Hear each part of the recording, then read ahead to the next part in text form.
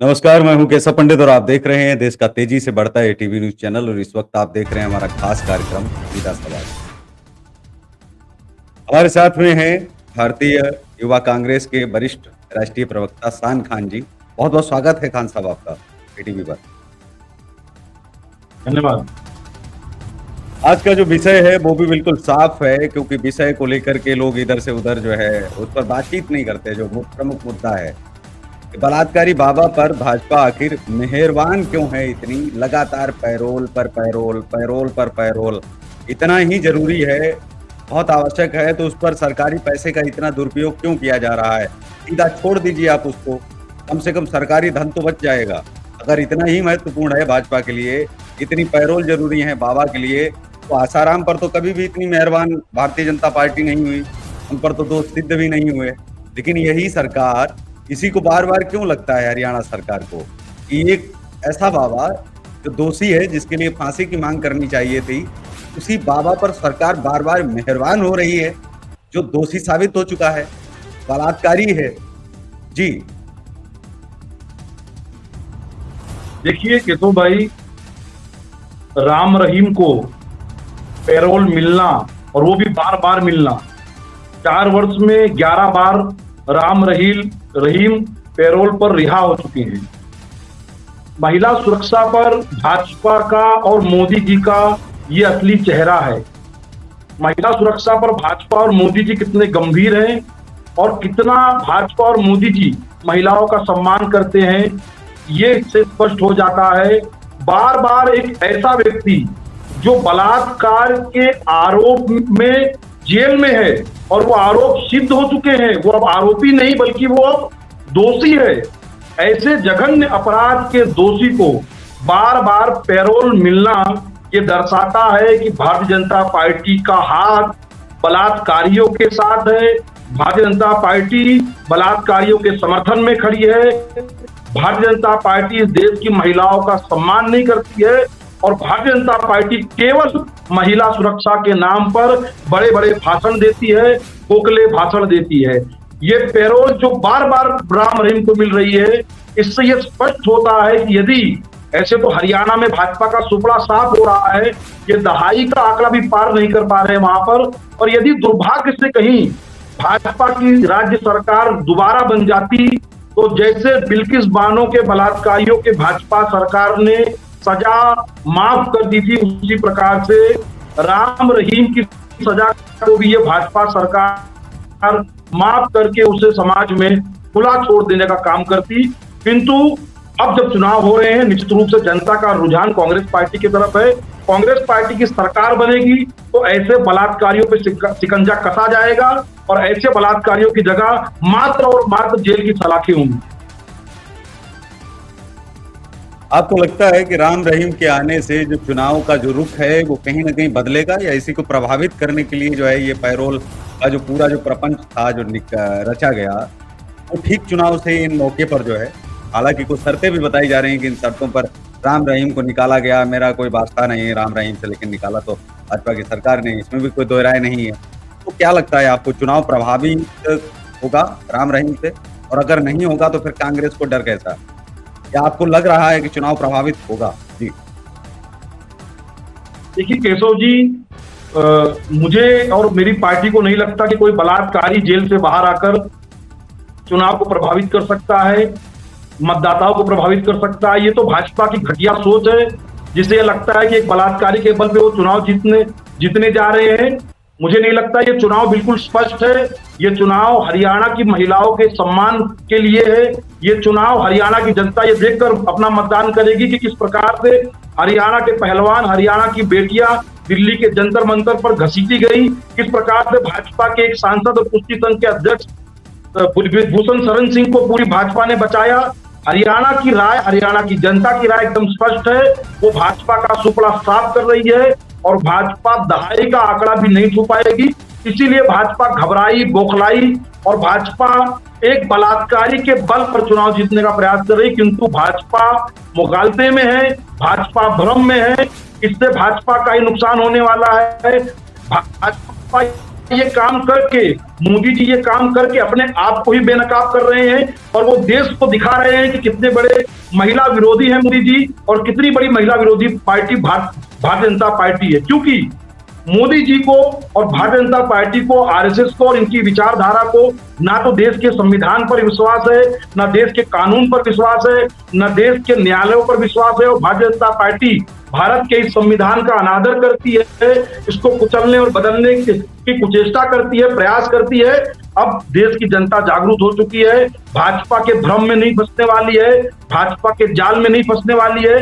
और भाजपा जो बलात्कारी समर्थक पार्टी है, आज आप राम रहीम की चर्चा कर रहे हो, आपको केवल राम रहीम तक इस चर्चा को सीमित नहीं रखना चाहिए।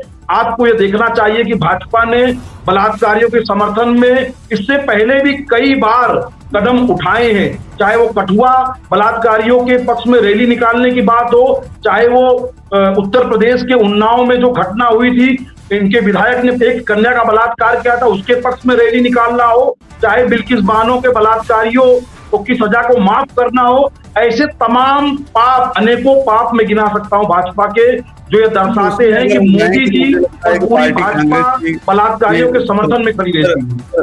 पर अगर हम जाएंगे तो मुझे लगता है कि कांग्रेस भी दूध की धुली नहीं है, बहुत सारे सवाल हैं और वो जब जुड़ेंगे भाजपा के प्रवक्ता तो उस समय भी जो है वो सवाल उठाते भी रहते हैं और कई बार जवाब जो है आपकी तरफ से भी नहीं आते।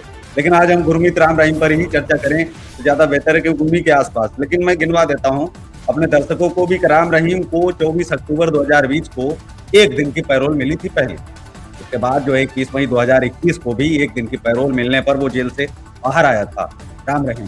7 फरवरी 2021 को पहली बार 21 दिन की पैरोल जो है मंजूर हो गई उसी साल 2021 में। फरवरी के बाद में जून में 2022 को 30 दिन की पैरोल जो है मंजूर हुई। उसके बाद जो है 88 दिन बाद 15 अक्टूबर को फिर पैरोल मिलती है। 21 जनवरी 2023 को 40 दिन की पैरोल मिलती है और इसके बाद 20 जुलाई को फिर से 30 दिन की पैरोल मिली, वरना आश्रम में ही रहा। 21 नवंबर को 21 दिन की फरलो और 5वीं बार फिर वरनाब आया। 13 दिसंबर को वापस जेल चला गया। 19 जनवरी 2024 को 50 दिन की पैरोल पर आया, मतलब 2 महीने के लिए। एक तरह से मार्च में गया, 10 मार्च को वापस लौटा। 14 अगस्त 2024 को 10वीं बार फिर बाहर आया और इसके बाद 1 अक्टूबर 2024 को राम रहीम को फिर पैरोल मिल गई है। अब वो 20 दिन जेल से बाहर गुजारेगा आराम से।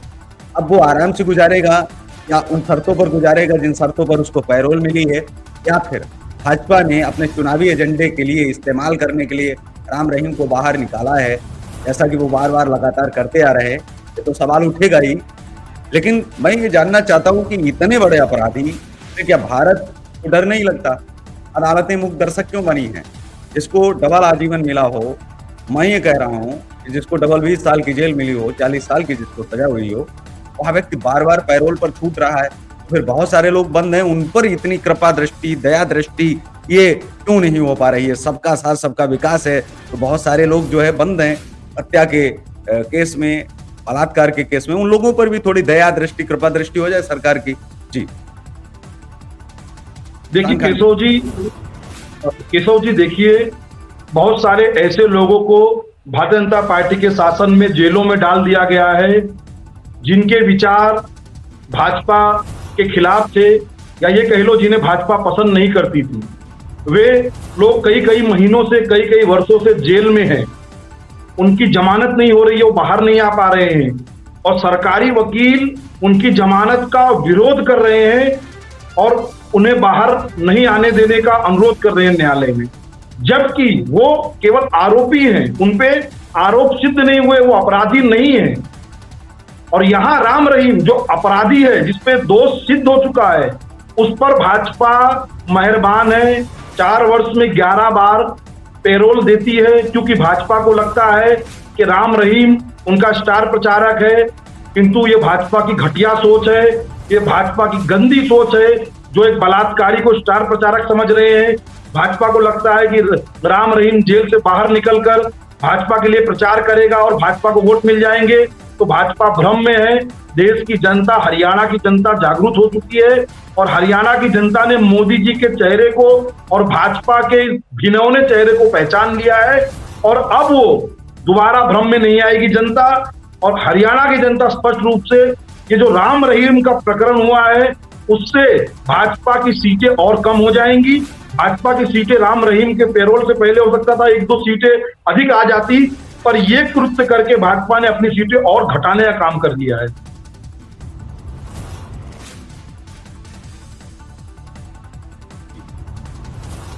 जी केशव जी।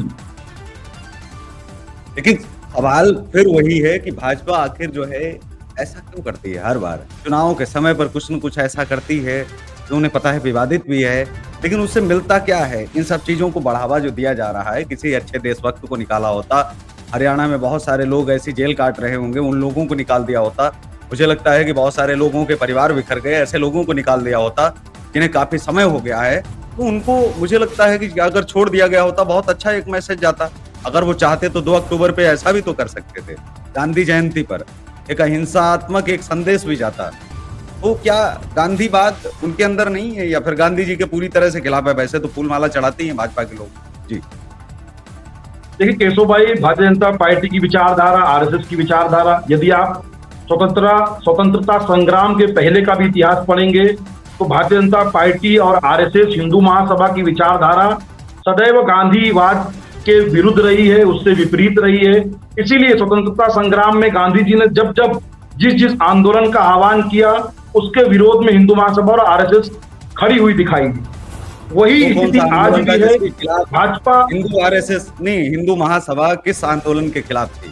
कौन सा इतिहास है? किस तारीख को कौन सा आंदोलन किया गया और किस तारीख में किस व्यक्ति ने, हिंदू महासभा के व्यक्ति ने खिलाफत की? जी जब गांधी जी के नेतृत्व में कांग्रेस पार्टी ने अंग्रेजों भारत छोड़ो का आह्वान किया, आंदोलन शुरू किया, उस समय हिंदू महासभा भारत छोड़ो आंदोलन के खिलाफ थी और उन्होंने स्पष्ट रूप से कहा था कि हम इसके खिलाफ रहेंगे, हम इसमें भाग नहीं लेंगे।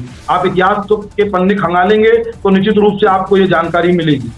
वो तो अम्बेडकर जी भी खिलाफ थे। आपको पता है कि अम्बेडकर जी उन चीजों के खिलाफ थे। भगत सिंह जी जब पक्ष में थे, ये कह रहे थे कि सैंडर्स की जो है वो जब गोली मार के हत्या की, उसके पहले जब वो जिस पक्ष में थे भगत सिंह जी, उनको पता है किस लिए जो है फांसी हुई। हम सब जानते हैं कि उन्होंने जो है वो बम एक फेंका डराने के लिए, लेकिन उसके पहले जब लाला जी की मृत्यु हो जाती है, वो उनको गुरुदेव मानते हैं, उन्हीं की बाहों में दम तोड़ देते हैं।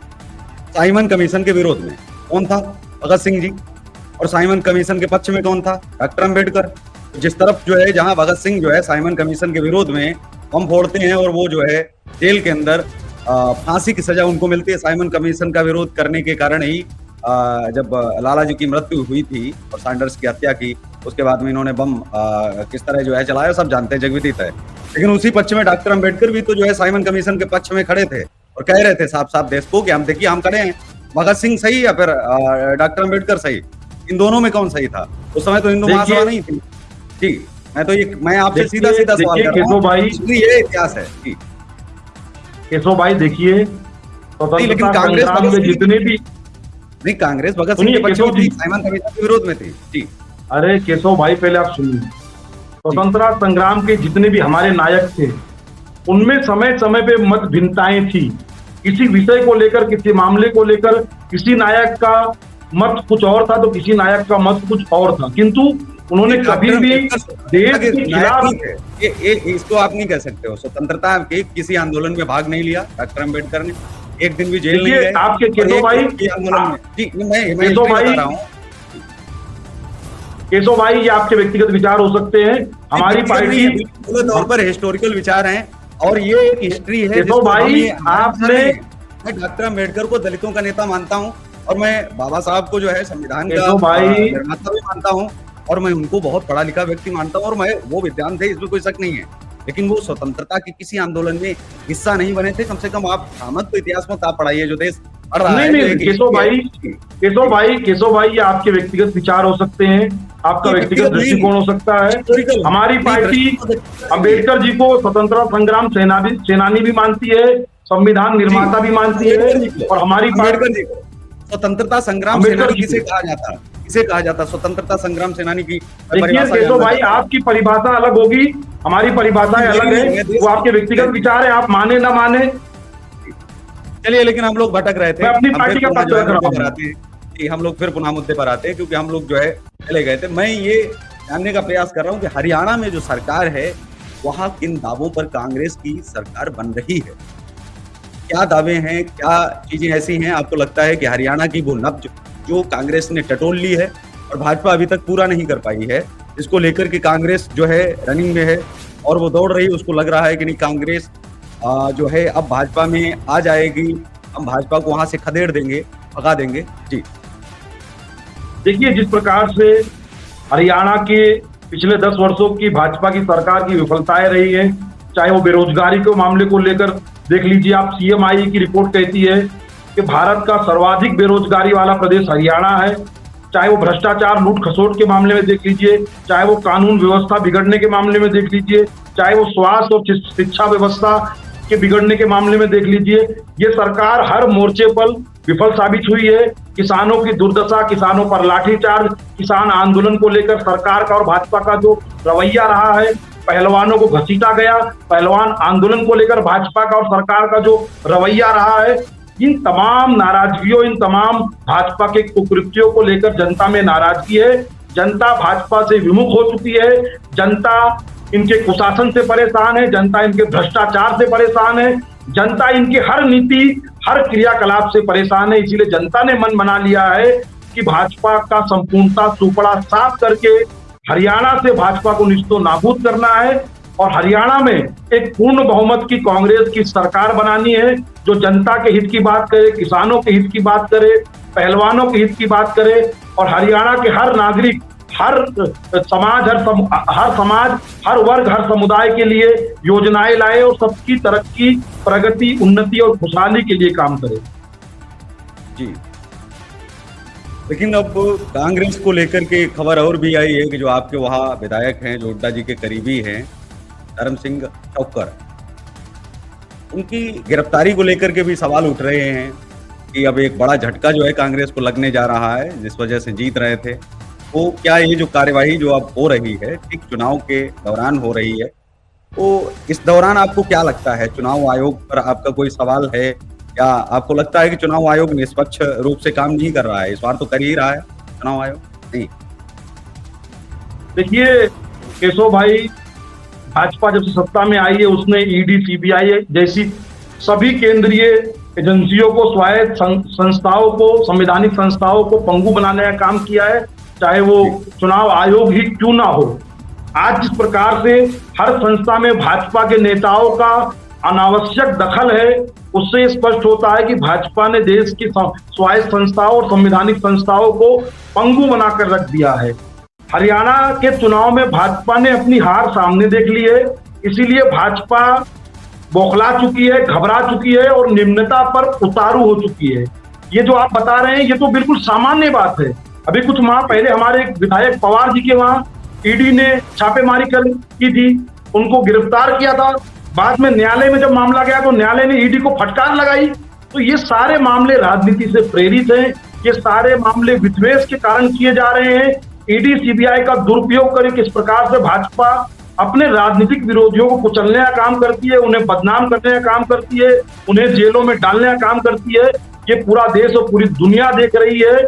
और इसीलिए आप देखना, भाजपा को चौओर, केवल हरियाणा में नहीं, हरियाणा के साथ साथ जम्मू कश्मीर में भी भाजपा साफ होगी और उसके बाद जो झारखंड और महाराष्ट्र के चुनाव आने वाले हैं उसमें भी भाजपा का संपूर्णता सफाया होने जा रहा है। आम आदमी पार्टी जो कहते हैं केजरीवाल हरियाणा के लाल, जो किसी अफसर को छोड़ते नहीं है, ठीक चुनाव से पहले जो है उनका बाहर निकलना और ठीक चुनाव होना हरियाणा के अंदर और हरियाणा के लाल के तौर पर केजरीवाल का जो है उतर जाना, क्या लगता है आपको कि ये कहीं ना कहीं बीजेपी की सोची समझी रणनीति थी, इसी के तहत ऐसा ही होना है? क्या केजरीवाल को सीटें वहां पर मिल रही हैं, वो भी दावा कर रहे हैं कि हमारी पार्टी निकल रही है और जी हम तो जी सरकार बनाएंगे, हम तो वहां मुख्यमंत्री लाएंगे जी? जी निश्चित रूप से केशव भाई, जो दल चुनाव में अपने प्रत्याशी उतारते हैं उन दलों को आशा होती है कि उनके प्रत्याशी को सफलता मिलेगी, उनको विजयी मिलेगी। हर दल को अपने अपने तरीके से चुनाव लड़ने का अधिकार संविधान देता है, किंतु हरियाणा की हवा, हरियाणा का रुख एकदम स्पष्ट है, जो लोगों को दिखाई भी दे रहा है कि हरियाणा की जनता एकमात्र कांग्रेस पार्टी की तरफ अपना रुझान रख रही है। केंद्रीय स्तर पर निश्चित रूप से आम आदमी पार्टी इंडिया गठबंधन का एक महत्वपूर्ण घटक दल है।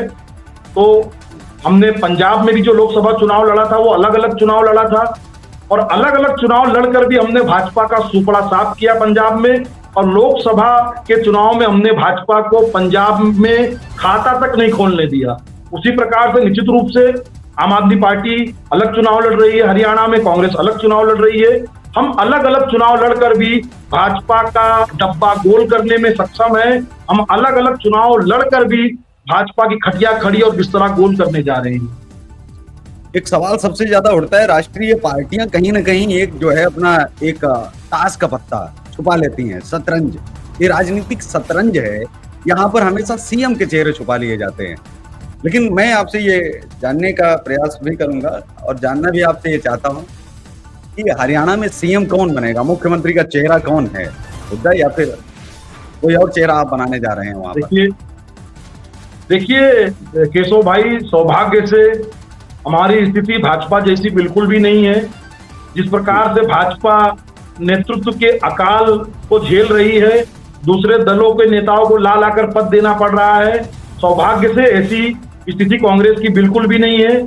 कांग्रेस के पास कई उपयुक्त, योग्य और सक्षम चेहरे हैं जो मुख्यमंत्री की कुर्सी पर बैठेंगे तो हरियाणा का विकास करेंगे, हरियाणा के जन जन की सुनवाई करेंगे और हरियाणा के हर वर्ग, हर समुदाय के लिए काम करेंगे और उनकी प्रगति और विकास के लिए हमेशा तत्पर रहेंगे। तो निश्चित रूप से चुनाव में हमारी जीत होने जा रही है।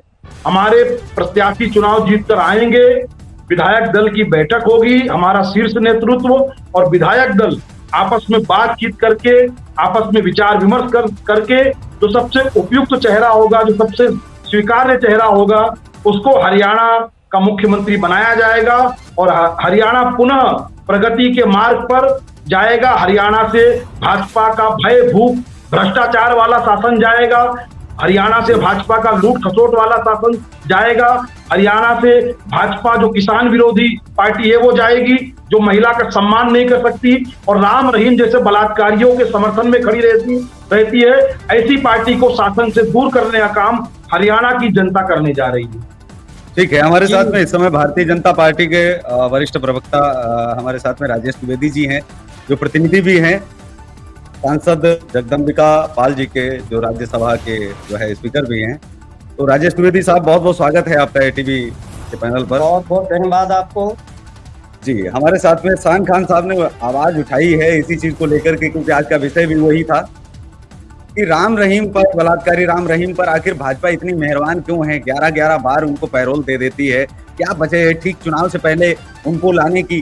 क्या अब मोदी जी का जो फैक्टर जो चल रहा था, जो उनके चेहरे पर चुनाव जो लड़ा जाता था, क्या अब वो चेहरा कमजोर हो गया है हरियाणा में? बाबा को आखिर क्यों आगे करना पड़ रहा है? जी द्विवेदी साहब। इस टीवी चैनल में जुड़े हुए सभी परिवार को मैं सादर प्रणाम करता हूं। और अभी कांग्रेस के प्रवक्ता महोदय जो शान खान जी कह रहे थे भारतीय जनता पार्टी की सरकार वहां जाने वाली, मैं इनको बता देना चाहता हूं कि हरियाणा की चुनाव जो है जनता इस मायने पे जो है भारतीय जनता पार्टी को पुनः लाने के लिए प्रयासरत में है, क्योंकि वो जानती है कि भूपेंद्र सिंह जैसे हुड्डा एक बार जब मुख्यमंत्री हुए तो उन्होंने जो है 1500 करोड़ रुपए का घोटाला किया। उस घोटाले में जिस प्रकार से वहां की जनता कांग्रेस को जान रही है, उस जनता वहां को वोट से आपकी केंद्र में और राज्य में सरकार है, तो क्या आप मूंगफली बेच रहे हो? 15,000 करोड़ का घोटाला कर दिया तो जेल में क्यों नहीं हो बेचते? आप उनको बात रखिए। कितना झूठ बोलेंगे आप लोग, कितना भ्रम फैलाएंगे? आपकी 10 वर्षों राजेश द्विवेदी साहब रख रहे हैं, आप थोड़ा सा मैं नहीं बोल रहा, आप इंतजार करें। जी द्विवेदी साहब, आप सुनिए हमारी बात को। और आप बताइए कांग्रेस को जनता क्यों वोट देगी? कांग्रेस की जब सरकार आती है तो वक्फ बोर्ड जैसे जो है कानून को जो है ये बढ़ावा देने का काम करती है। भारत देश के हर परिवार के किसी भी जमीन पे वक्फ बोर्ड का यदि बोर्ड लग जाए और कब्जा हो जाए तो उनका हो जाता है। तो ऐसे हमारे हिंदुस्तान की जो जनता है, पढ़ी लिखी जनता है, वो जान चुकी है कि कांग्रेस जब आएगी तो राष्ट्रवाद जो है नहीं पनपने वाला है, आतंकवाद पनपेगा। इसलिए कांग्रेस को वोट नहीं देना चाहती है वहाँ की जनता। वहाँ की जनता मोदी जी के ऊपर विश्वास करके पुनः विकास के मुद्दों को आगे बढ़ा करके हरियाणा में जो है चुनाव पे अब की बार फिर पुनः सरकार बनाने जा रही है भारतीय जनता पार्टी। फरहान खान साहब, कितनी सीटें आ रही हैं, क्या दावा है, कितनी सीटें किसकी आ रही हैं? एक तो आंकड़ा कहीं ना कहीं निकाला ही होगा कि आम आदमी पार्टी की कितनी आ रही हैं। वहां पर जो अन्य जो दल हैं, जो प्रांतीय राज्य के दल हैं, इनेलो हो गया, वो भी अपना दावा ठोक रही है, क्योंकि बहुजन समाज पार्टी भी उनके पक्ष में उतर गई है। पिछली बार जो कांग्रेस की सीट थी उससे भी कम होने जा रही है भाई साहब जी। उसको बदल दीजिए। दावा है आपका, कितनी सीटें आप कर रहे हैं? सरकार गठबंधन से बना रहे हैं, आप देखिए केशव भाई, पूर्ण बहुमत में भारतीय जनता पार्टी की सरकार देखिए बन रही है। केशव भाई इनको रोकिए। केशव भाई जी जी देखिए केशव भाई, भाजपाइयों की मानसिकता की कितनी दुर्दशा हो चुकी है उसका प्रमाण आए दिन टीवी चैनलों पे भाजपा प्रवक्ता देते रहते हैं। अभी इन्होंने कहा कि अरे भाई सुन लीजिए, सुन लीजिए, बौखलाइए मत, बौखलाइए मत।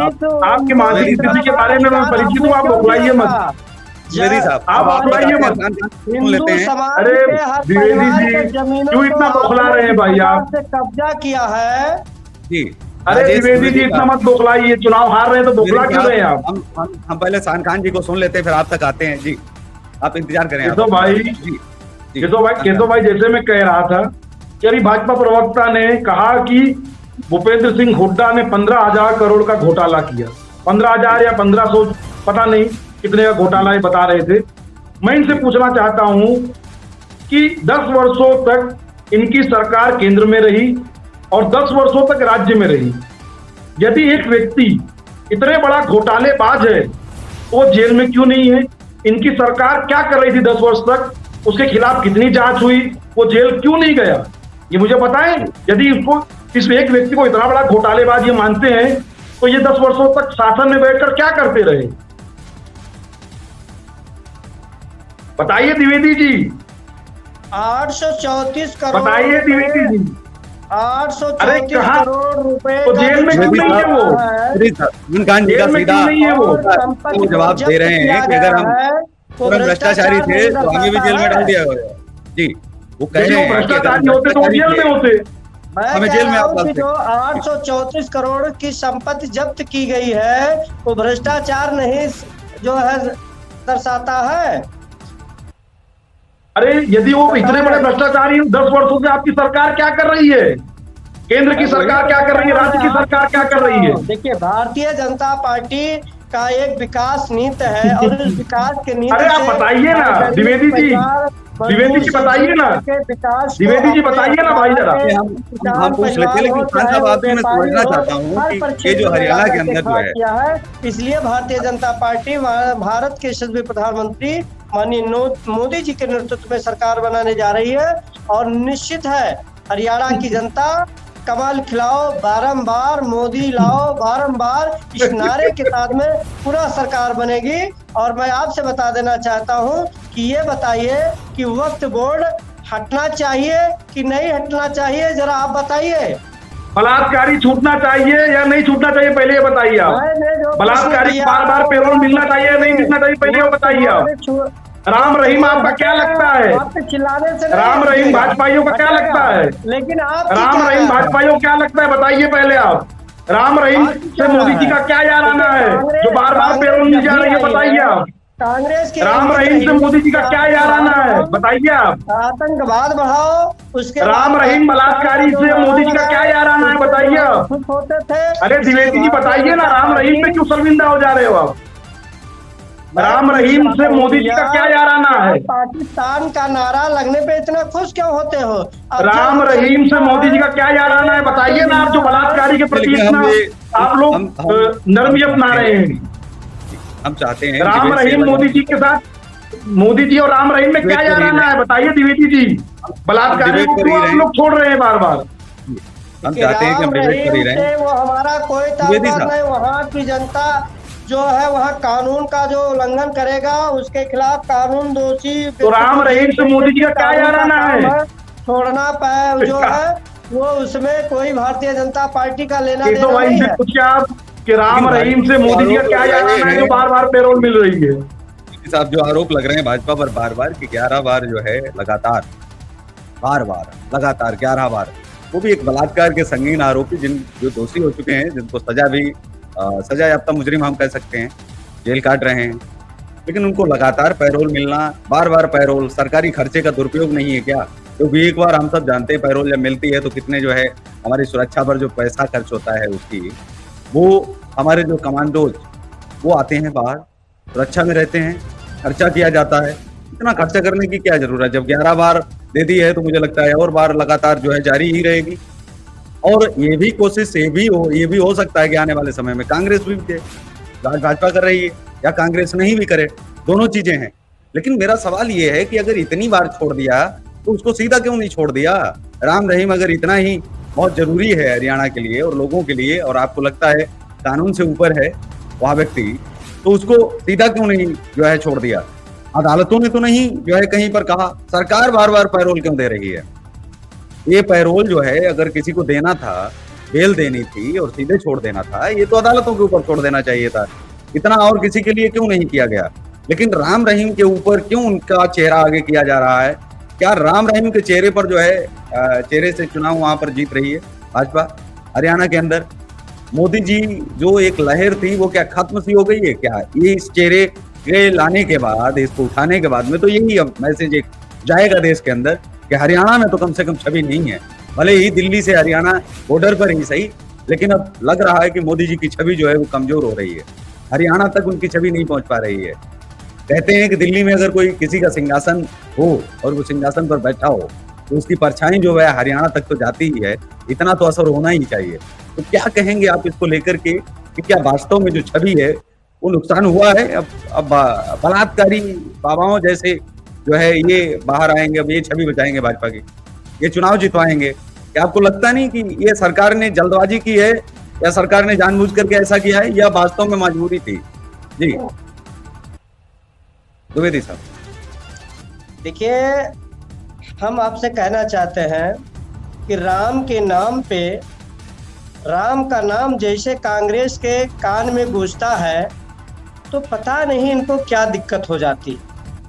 राम आराध्य है और राम को हर परिवार पूजता है, तो राम को ये कांग्रेस वाले क्यों नहीं पूछते? इनको केवल यही आप राम रहीम को क्यों पूछ रहे हो पहले वो बताओ? विकास आप राम रहीम को क्यों पूछ रहे हो पहले वो बताओ? ये हमेशा आप राम रहीम को क्यों पूछ रहे हो पहले वो बताओ द्विवेदी जी। वहाँ के जो भी हमारे सरदार भाई थे, आप देखिए जब स्वर्गीय इंदिरा गांधी जी थी तो कितने सिख लोगों की हत्या इन्होंने कराई।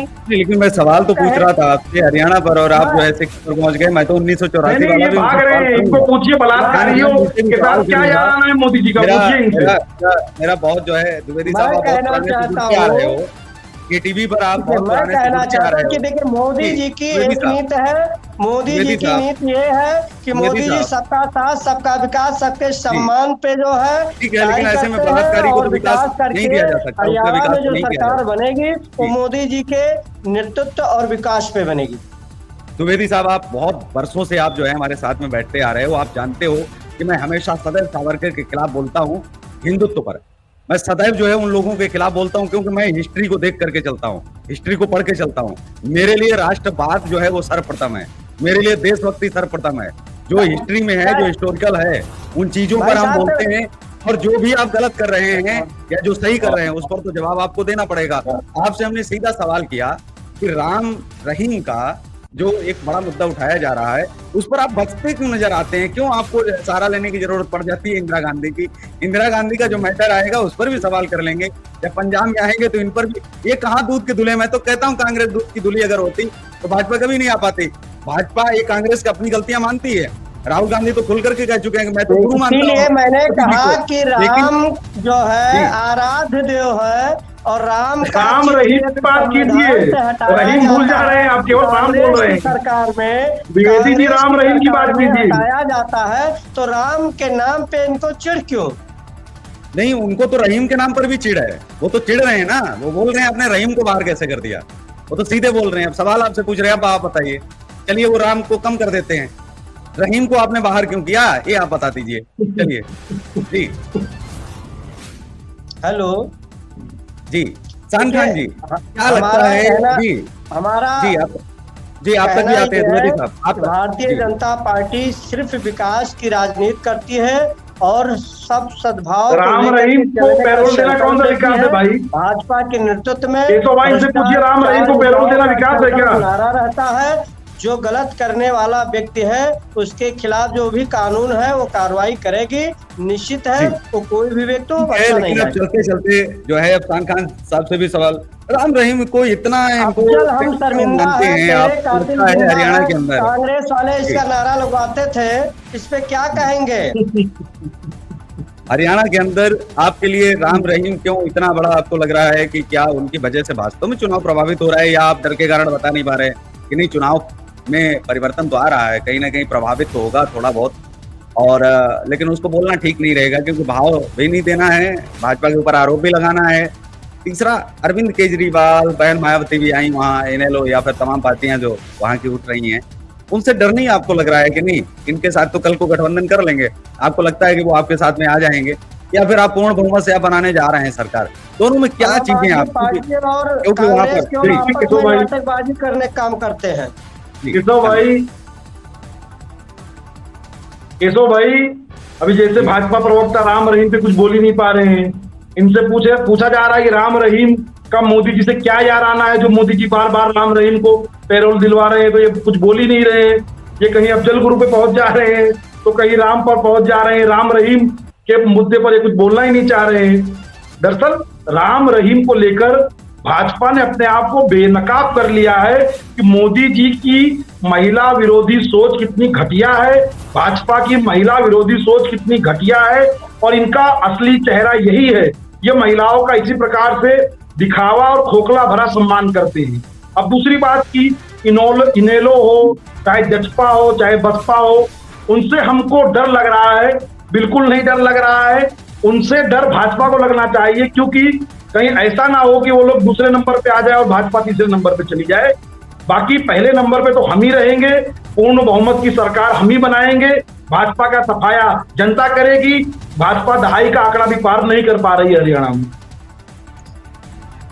जी, बड़े मुद्दे क्या हैं आपके, किन चीजों को लेकर के आप जो है उठा रहे हैं, जो मेरा पहला सवाल था, लेकिन उसके साथ में मैं ऐड कर देता हूँ, क्या लगा आपको किन चीजों की कमी है हरियाणा के अंदर? क्योंकि हरियाणा में तो लोग कहते हैं कि जो नहीं मिलता है हम तो छीन के ले लेते हैं, सरकार किसी की भी हो खड़े हो जाते हैं। किसान आंदोलन भी देखा है देश ने, बहुत सारे जो पगड़ी सवाल जट्टा का आंदोलन हुआ था 1912 या 13 के आसपास, जो सरदार अजीत सिंह ने जो है उस समय संभाला था, मुझे सन याद नहीं है, लेकिन 19वीं शताब्दी में ही हुआ था। 38 वर्ष के लिए वो देश के बाहर रहे, 15 अगस्त 1947 को उनकी मौत हो जाती है। तो वो आंदोलन भी जो है सरदार अजीत सिंह ने संभाला, जो सरदार भगत सिंह जी के चाचा जी थे, और उस आंदोलन के बाद एक बहुत बड़ा आंदोलन जो है वो कहीं कांग्रेस सरकार ने और किसानों ने मिलकर किया, और उसमें जो है 3 कृषि कानून बिलों को भी वापस करना पड़ा। मेरा सीधा सवाल है आपसे कि हरियाणा में क्या ऐसा नहीं है जो आप पूरा करने जा रहे हो, और आपने नया क्या कर दिया? आप नया कौन सा उनको आप लॉलीपॉप दे रहे हैं क्या?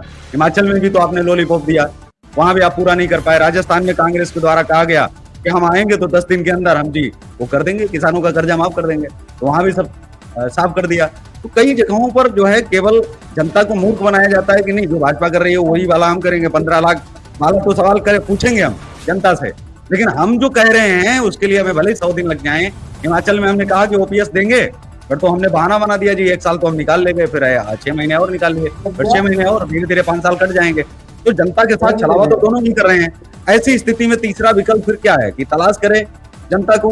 क्यों आखिर जो है ऐसे बयान, ऐसी चीजें आती हैं जिनको लेकर के सरकार पूरा नहीं कर पाती? आखिर क्यों जो है ये पूरी गिरेबड़ियां जो है बांटती रहती हैं पार्टियां? जी, मेरा सीधा सवाल है और बहुत सिंपल। जी देखिए, मैंने पहले भी कहा केशव भाई कि जिस प्रकार से केंद्र की भाजपा की सरकार की कुनीतियां रही, इनके गलत निर्णय रहे, उसके कारण हरियाणा में सर्वाधिक बेरोजगारी बढ़ गई। आज सीएमआई का आंकड़ा कहता है कि हरियाणा भारत का सर्वाधिक बेरोजगार प्रदेश है। ऐसे में बेरोजगारी एक बड़ी समस्या है।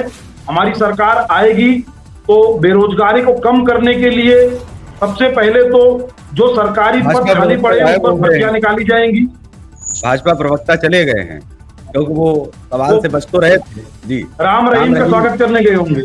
राम रहीम का स्वागत करने को ही कम से कम आप बताइए, लेकिन वो कहीं ना कहीं जो है जी राम रहीम का स्वागत करने चले गए होंगे। तो जिस प्रकार से बेरोजगारी एक मुद्दा है, जिस प्रकार से कानून व्यवस्था बिगड़ी है हरियाणा की, वो एक मुद्दा है। किसान आंदोलन, किसानों के समर्थन मूल्य का एक मुद्दा है। हमने वचन दिया है कि हम किसानों को समर्थन मूल्य की गारंटी देंगे। इसके अलावा जिस प्रकार से हरियाणा में स्वास्थ्य और शिक्षा का स्तर नीचे गया है, वो एक बड़ा मुद्दा है। इन सभी मुद्दों को लेकर हमने 7 गारंटियां हरियाणा की जनता के साथ बातचीत करके उनसे सुझाव लेकर हमने 7 गारंटियां दी है। निश्चित रूप से हमारी सरकार आएगी तो हम हर वर्ग, हर समुदाय के लिए अच्छी योजनाएं लाएंगे, जिससे कि हर वर्ग, हर समुदाय के लोगों का जीवन स्तर ऊपर आए और वो समाज की मुख्य धारा से जुड़े। जी, द्विवेदी साहब, आप किन चीजों पर आपकी जो है भाजपा जो चुनाव वहां पर लड़ रही है हरियाणा के अंदर इस बार, तो क्या युवाओं को, क्या किसानों को कैसे आप खुश कर पा रहे हैं इस बार? क्या उनको बता रहे हैं कि आप क्या कर रहे हैं? जी, मैं क्षमा चाहता हूँ। भारतीय जनता पार्टी ने हरियाणा में सरकार बना करके जो कार्य किया है, विकास किया है, उसके नींव पे और किसान के प्रति जो है भी जो है एमएसपी दे करके जो है कार्य करने जा रही है। और हमारे जो भी परिवार है उनको आवास 5 लाख 10 लाख रुपए तक के जो है स्वास्थ्य शिक्षा पे 5 लाख जो है से लेकर के 10 लाख रुपए तक स्वास्थ्य शिक्षा पे जो है देने का कार्य कर रही है।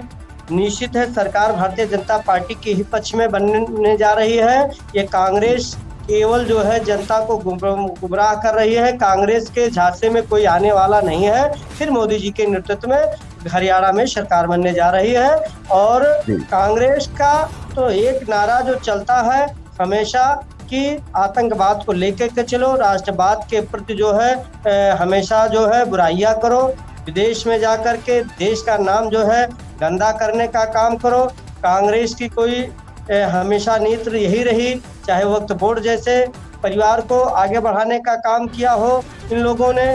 और जब भी हिंदू परिवार के लिए कोई कार्य आया तो कांग्रेस ने हमेशा जो हिंदू परिवार को पीछे छोड़ने का काम किया। इसलिए भारतीय जनता पार्टी की वह सरकार बनने जा रही है। चलते चलते एक सवाल और है आपसे, जम्मू कश्मीर में क्या चुनाव की जो है सरगर्मियां चल रही हैं वहां पर? क्या देखिए, किन चीजों पर चुनाव हो रहा है वो तो हम बातचीत करेंगे ही, लेकिन जम्मू की जनता भी कहीं ना कहीं भाजपा से बड़ी नाराज की दिख रही है। देश के अंदर एक माहौल बनाया गया। जम्मू कश्मीर में 370 धारा हटने के बाद में वहां की जनता जो है काफी खुश है और उस नीतियों से प्रभावित होकर के मोदी जी ने जो विकास किया है इसके नेतृत्व में खुश होकर के फिर जम्मू कश्मीर में भारतीय जनता पार्टी की सरकार बनने जा रही है।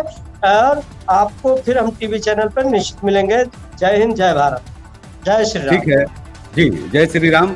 तो हमारे साथ थे राजेश द्विवेदी जी, जो भारतीय जनता पार्टी के प्रवक्ता थे। उन्होंने कहा कि हम जम्मू कश्मीर और हरियाणा दोनों जगह अपनी सरकार बना रहे हैं और जो है कांग्रेस सिर्फ बरकलाने का काम कर रही है। तो इसी के साथ इस कार्यक्रम में बस इतना ही, हमें दीजिए इजाजत। नमस्कार।